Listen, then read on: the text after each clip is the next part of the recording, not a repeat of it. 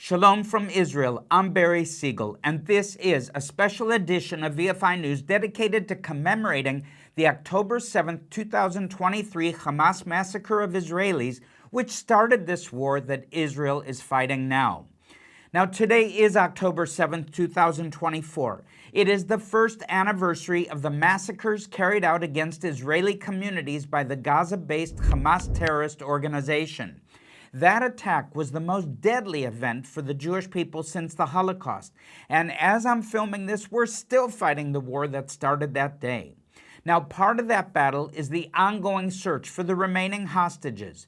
251 Israelis, including children and even infants, were kidnapped by Hamas terrorists on October 7, 2023, and dragged into Gaza to be used as bargaining chips in negotiations. Many of them, especially the elderly or the very young, female hostages and sick people, were subsequently released. A few more were rescued miraculously, and several others were sadly found by IDF troops already dead, having been murdered by their captors or simply neglected by them and in plain language left to die.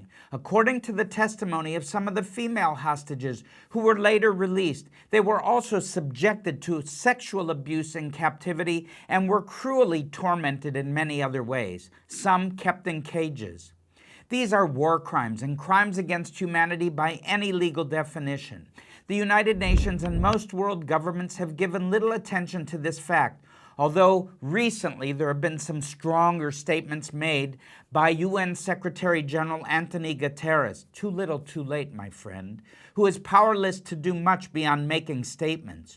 So he did what he could, and he deserves a little bit of credit for that, although he also deserves to be condemned for the many other statements he made over the past year in regard to this situation, and not even condemning Hamas.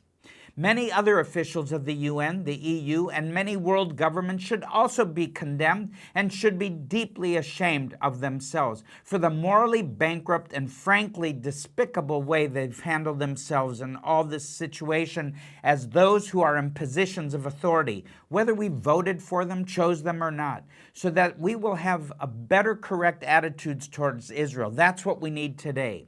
These people, like all of us, will be standing before the throne of God someday, giving an account for their lives. Knowing this should move us to have some compassion on them and praying for them so they will stop storing up such fearsome wrath for themselves and all the other human beings who followed their despicable example and adopt the same anti-Israel attitudes that they endlessly express. I think we've covered this topic, and now I want to talk to you about something more cheerful, and that's what I've seen the Israeli people and their supporters around the world, people like you, have done in response to the barbaric massacre Israel suffered 1 year ago today, including many volunteers that were here in the time, helping us, building the country. Now, in simple terms, the Israeli people have risen to the occasion, especially the IDF, which has fought bravely but humanely, pushing back the threat from Hamas in the Gaza Strip and holding off the threats from other terrorist groups. Just in the past month, the IDF has stepped up its attacks on Hezbollah in Lebanon, dealing it devastating blows that will not soon recover from.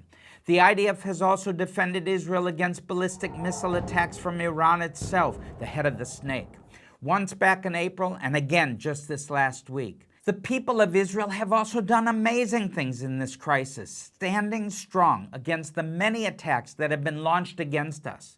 We're mourning those we've lost both in the initial attack on October 7, 2023, and since then in other terrorist attacks on the field of battle and in the streets of Israel.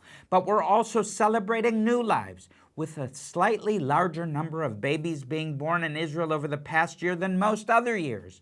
We continue having babies in Israel because we are optimistic about the future. Another reason we're optimistic is that although we know the tide of anti-Semitism is rising all over the world and there is growing opposition to this country on university campuses and elsewhere, there is also growing support. As Yeshua says in Revelation chapter 3, verse 16, "So then, because you are lukewarm and neither cold nor hot, I will vomit you out of my mouth." Friends, now is not the time to be neither cold nor hot. Now is the time to make a decision and take a stand. Millions of anti-Christian and anti-Israel people all over the world are taking a stand against God's chosen peoples. Those of us who call ourselves followers of Yeshua, also known as Jesus of Nazareth, must not be silent in the face of this growing chorus of anti-Semitism, anti-Israelism, and ultimately anti-Bible and anti-Christ voices.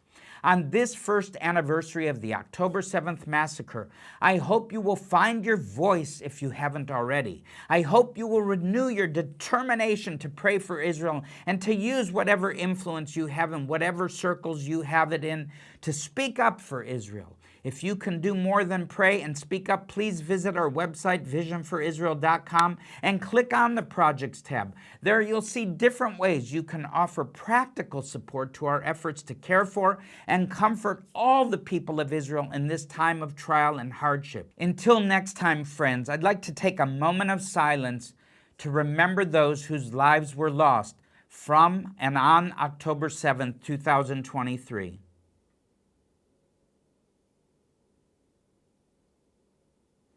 This has been a very special edition of VFI News from Israel. God bless you and shalom.